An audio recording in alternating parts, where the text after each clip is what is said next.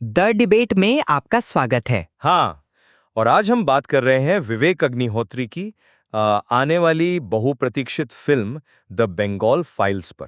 ये उनकी फाइल्स त्रयी की आप कह सकते हैं अंतिम कड़ी है और ये मुख्य रूप से 1946 में बंगाल में जो उथल-पुथल हुई थी, खासतौर पर ग्रेट कैलकाटा किलिंग्स और उसके बाद नोआखली के दंगे, उन पर आधारित है। बिल्कुल ही। और आज हमारे विचार विमर्श का मतलब जो मुख्य मुद्दा है वो ये है, क्या दी बंगाल फाइल्स, क्या ये सचमुच इतिहास के उस पन्ने को सामने ला रही हैं जिसे जानबूझकर छुपाया गया? यानी 1946 की बंगाल हिंसा, जिसे फिल्म निर्माता ने कहा है भूला हुआ हिंदू नरसंहार, और क्या ये इतिहास को दुरुस्त करने की एक जरूरी कोशिश है? या फिर दूसरा पक्ष ये है कि क्या ये फिल्म एक बेहद मतलब एक बहुत ही जटिल ऐतिहासिक त्रासदी का एक चुनिंदा और शायद थोड़ा भड़काऊ सरलीकरण पेश करती है, जिसका असली मकसद हो सकता है समकालीन राजनैतिक लक्ष्यों को साधना हो।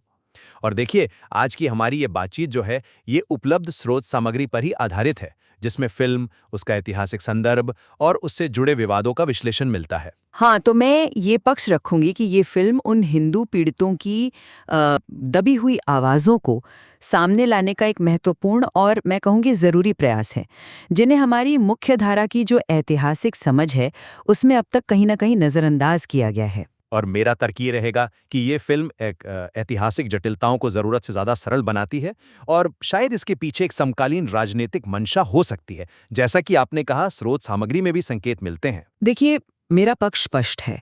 ये फिल्म इतिहास के उस अध्याय पर रोशनी डालती है जिसे या तो भुला दिया गया या यूं कहें कि जानबूझकर दबाया गया।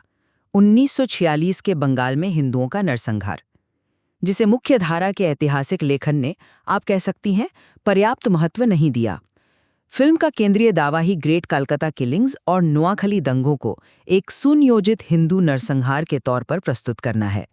अब देखिए, फिल्म निर्माता इसे एक क्रूर सच्चाई का बेलाग चित्रण बताते हैं, जिसे दूसरी कथाओं ने कथित तौर पर हल्का कर दिया है। इसका जो ए सर्टिफिकेट मिला है और जो मार्केटिंग रणनीति अपनाई जा रही है, वो इसी दावे को बल देती है कि ये एक कठोर सत्य पेश कर रही है जिसे शायद देखना आसान नहीं होगा। फिल्म में प्रतीकात्मक किरदारों का इस्तेमाल भी देखिए, जैसे पल्लवी जोशी का किरदार माँ भारती का है, जो कमजोर पड़ते सोनार बांग्ला का प्रतीक है।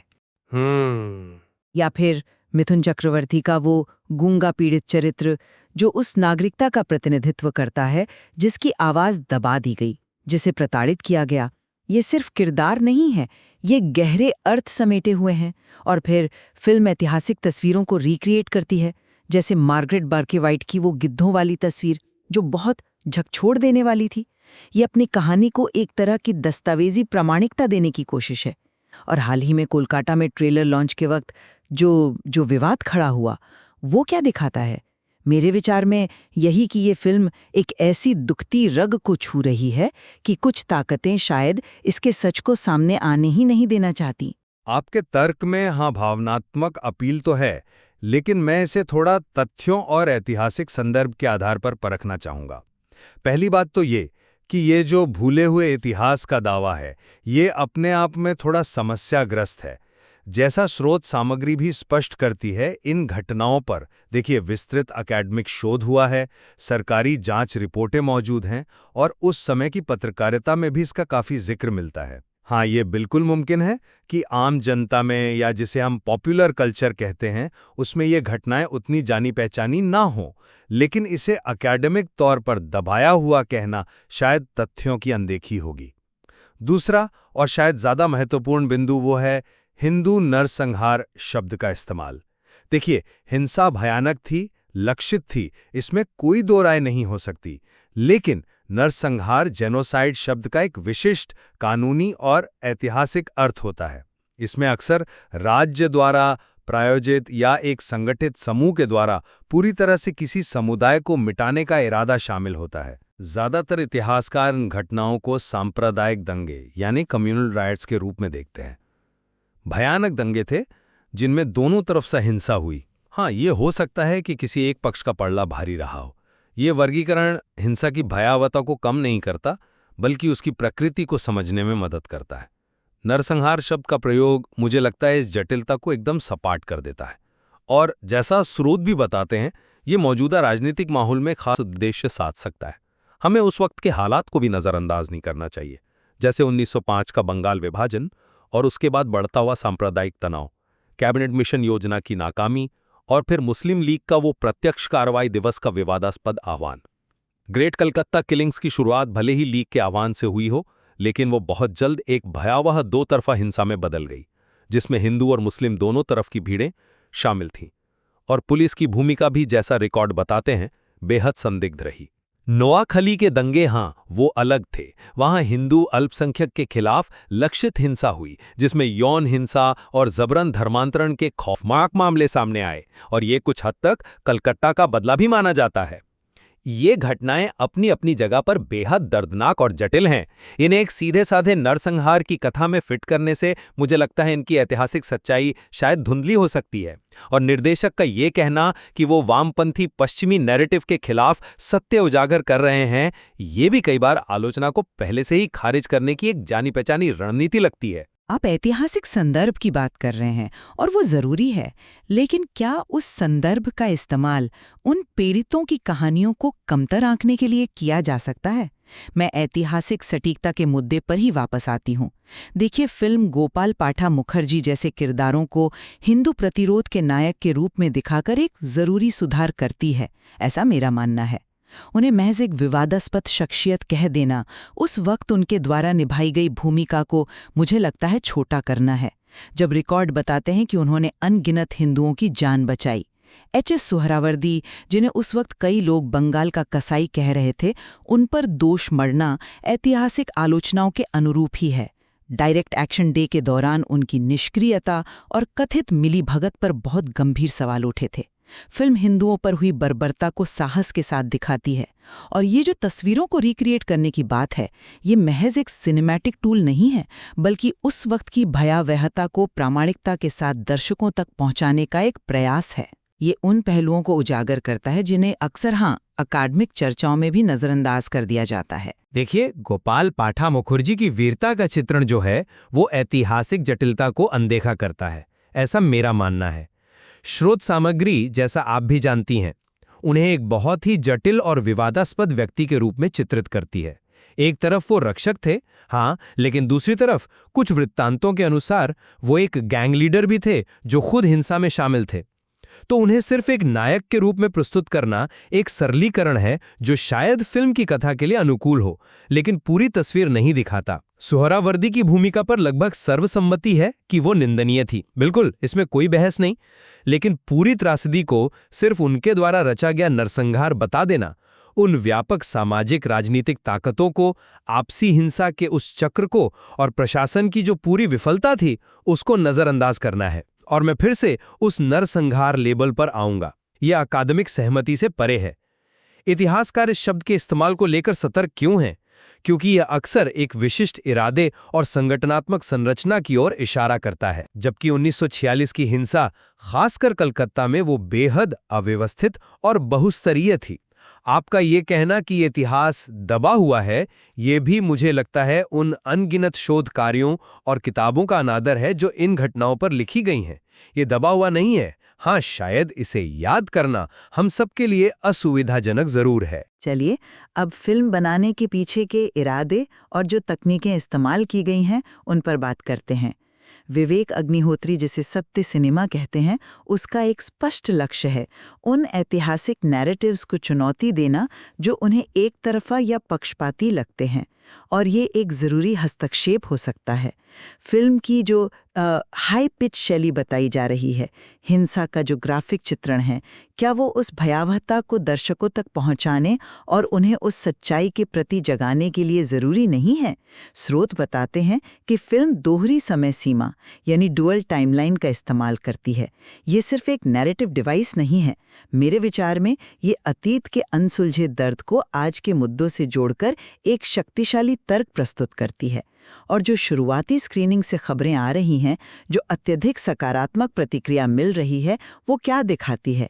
यही कि ये फिल्म लोगों से जुड़ रही है, उन्हें प्रासंगिक महसूस हो रही है।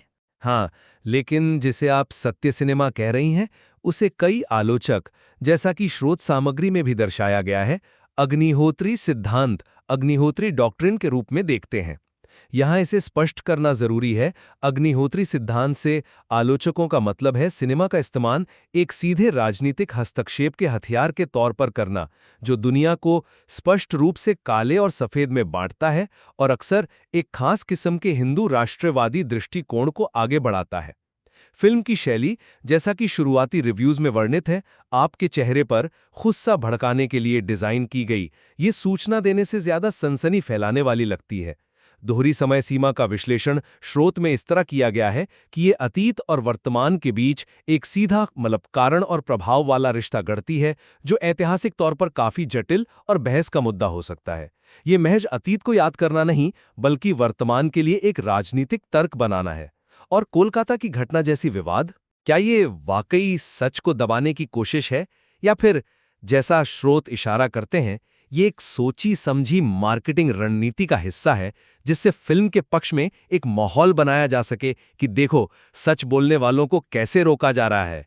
ये भी गौर करने लायक है, जैसा कि सामने आया है, कि फिल्म के कुछ मुख्य अभिनेताओं ने भी सार्वजनिक तौर पर कहा है कि वो सिर्फ कलाकार हैं, इतिहासकार नहीं, और फिल्म के ऐतिहासिक दावों पर टिप्पणी करने से बचते रहे हैं। ये उस सत्य की प्रकृति पर ही सवाल खड़े करता है जिसे परोसने का दावा किया जा रहा है। महिलाओं के खिलाफ हिंसा के चित्रण पर रहते हैं। ये एक ऐसा पहलू है जिसे नज़रअंदाज नहीं किया जा सकता। फिल्म नोआखाली में हुई भयानक यौन हिंसा को उजागर करती है, और ये सही भी है। स्रोत बताते हैं कि कुछ विश्लेषण इसे बंगाल या दिव्य स्त्रीत्व यानी शक्ति की पवित्रता पर हमले के रूप में प्रस्तुत करते हैं। मेरे विचार में ये चित्रण उचित है। ये उस हिंसा को महज एक आपराधिक कृत्य के स्तर से उठाकर एक सभ्यता पर हमले के स्तर तक ले जाता है, जो उस हिंसा की गहराई और उसके सांकेतिक महत्व को सही मायने में दर्शाता है। ये सिर्फ शारीरिक हमला नहीं था, ये एक संस्कृति और पहचान पर हमला था। देखिए, विभाजन के दौरान महिलाओं के खिलाफ जो भयावह हिंसा हुई, उसका दस्तावेजीकरण निस्संदेह महत्वपूर्ण है। स्रोत भी इस बात की पुष्टि करते हैं कि महिलाओं के शरीर को अक्सर संघर्ष के मैदान की तरह इस्तेमाल किया गया। ये एक बहुत कड़वी सच्चाई है।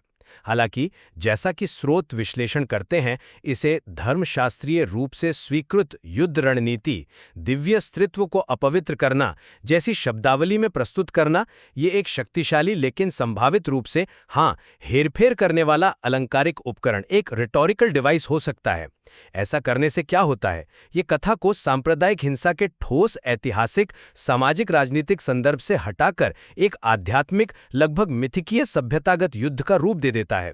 और ये विमर्श, ये सांस्कृतिक राष्ट्रवाद के विमर्श के साथ बहुत आसानी से जुड़ जाता है। तो सवाल ये उठता है कि क्या ये ऐतिहासिक विश्लेषण है या भावनाओं को एक खास दिशा में मोड़ने का प्रयास? अंत में इस फिल्म की तुलना अतीत में विभाजन पर बनी फिल्मों से करना भी जरूरी है। मेरा मानना है कि द बंगाल फाइल्स जरूरी मायनों में एक नई जमीन तैयार करती है। देखिए, गर्म हवा, तमस, पिंजर जैसी पिछली फिल्में, वे महान फिल्में थीं, इसमें कोई शक नहीं, लेकिन वे अक्सर साझा त्रासदी पर, मानवीय पीड़ा की उदासी पर या एक मानवतावादी दृष्टिकोण पर केंद्रित थीं। वे सुलह की बात करती थीं या कम से कम उसकी ज़रूरत महसूस कराती थीं।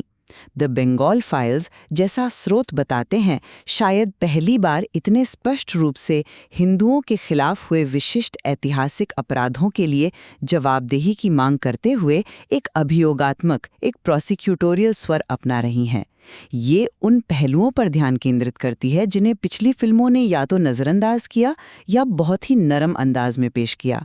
ये शायद उस संतुलन को कायम करती है जो अब तक गायब था। आपने जो बदलाव बताया है विभाजन सिनेमा के मिजाज में, ये बदलाव वो वाकई बहुत महत्वपूर्ण है और ध्यान देने लायक भी।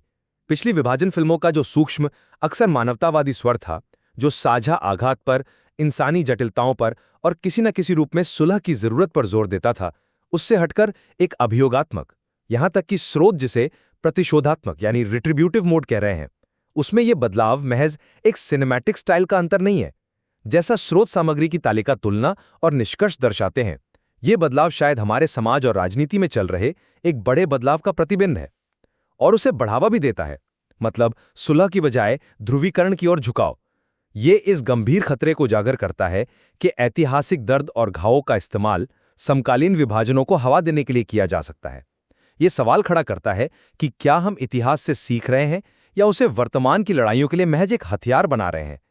ये निश्चित रूप से उन पिछली फिल्मों के उद्देश्य से बहुत अलग लगता है। तो संक्षेप में मेरा मत ये है कि द बंगाल फाइल्स 1946 के बंगाल हिंसा के दौरान हिंदू पीड़ा के उस इतिहास को सामने लाकर एक महत्वपूर्ण और साहसिक काम कर रही है, जिसे लंबे समय तक हाशिए पर रखा गया। ये मुख्य धारा की स्थापित कथाओं को चुनौती देती है और हमें उन असहज सच्चाइयों का सामना करने पर मजबूर करती है जिनसे हम शायद मुंह मोड़ते रहे हैं, भले ही इसके तरीके सीधे और विवादास्पद क्यों न हो। ये उन आवाज़ों का प्रतिनिधित्व करती है जिन्हें सुना जाना बाकी था। और मेरा निष्कर्ष ये है कि हालांकि फिल्म जिन ऐतिहासिक घटनाओं को दर्शाती है वे निस्संदेह भयावह और दर्दनाक थीं, इसमें कोई शक नहीं, लेकिन फिल्म का उन्हें एक तरफा हिंदू नरसंहार के रूप में प्रस्तुत करना और दबाए गए इतिहास को उजागर करने का दावा ऐतिहासिक रूप से पूरी तरह पुख्ता नहीं लगता है। ये जटिल घटनाओं को, मुझे डर है, खतरनाक हद तक सरल बनाती है, सनसनीखेज तकनीकों का इस्तेमाल करती है और रणनीतिक रूप से एक समकालीन राजनीतिक एजेंडे के साथ जुड़ी हुई प्रतीत होती है। और ऐसा करते हुए ये शायद प्रभाव पैदा करने के लिए ऐतिहासिक बारीकियों, जटिलताओं और जो अकादमिक समझ है उसकी बलि दे सकती है।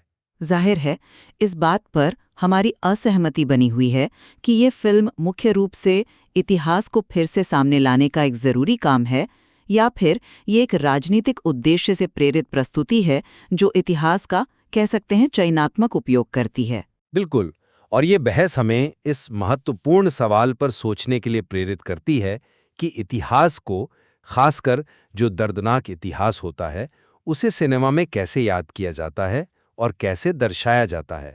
और सबसे ज़रूरी बात, ये प्रस्तुतियाँ हमारे आज के समाज और राजनीति पर क्या असर डालती हैं। स्रोत सामग्री में इन ऐतिहासिक घटनाओं, फिल्म निर्माण की तकनीकों और इससे जुड़े विवादों के बारे में और भी बहुत गहराई है, जिसे हमारे श्रोता चाहें तो आगे ज़रूर खंगाल सकते हैं। आज के इस विमर्श में कोई विजेता नहीं है। हम अपने श्रोताओं को दोनों पक्षों के तर्कों और प्रस्तुत साक्ष्यों पर विचार करने और अपने विवेक से निष्कर्ष निकालने के लिए आमंत्रित करते हैं।